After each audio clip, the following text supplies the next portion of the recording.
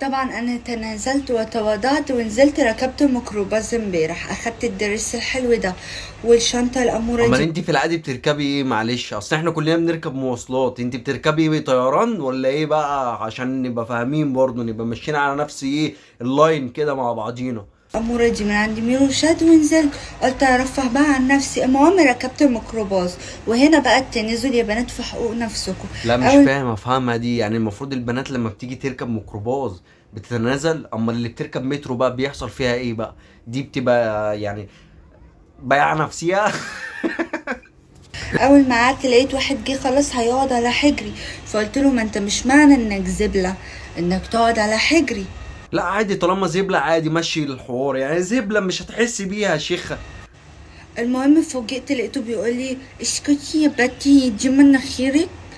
ايه ده؟ هو انت بتتكلمي كده؟ هو ده طريقة كلامك ولا ده الكلام اللي هو كان بيقوله لك؟ ولا انت ايه نظامك معانا؟ عشان انا مش فاهم كل حاجة، البروجرامر بتاعك انا مش فاهمه لسه بستوعبه.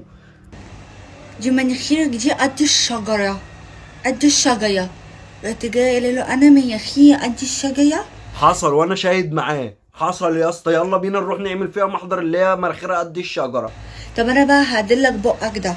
لقيت لكم معاه علبة عصير كده معلبة بشاليمو، راح جاي ماسك الشاليمو رميه وماسك العلبة رميها انت اكيد بتحكي عن واحد في كي جي 2 تقريبا، مش يعني مش بالمواصفات اللي انت كنت بتحكيها لنا في قلب الفيديو. المواصفات بقى اللي انت لسه قايلها دي بتاعت واحد في كي جي 2، مش او في ابتدائي مثلا يعني. وبيعمل لي كده وبيقول لي هي ما حدش يتحديني. رحت انا ميت على نفسي من الضحك، واخدت الشنطة بتاعتي ومشيت.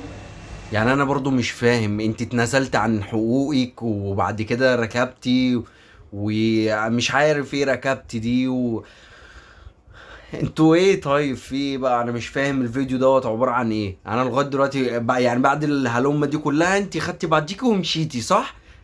تعالى بقى نكمل نشوف هي مشيت فين، عشان انا مش فاهم.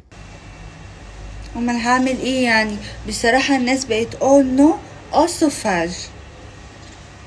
الله اكبر، ده درس بره يا عم الحاج. قول نو اوسوفاج.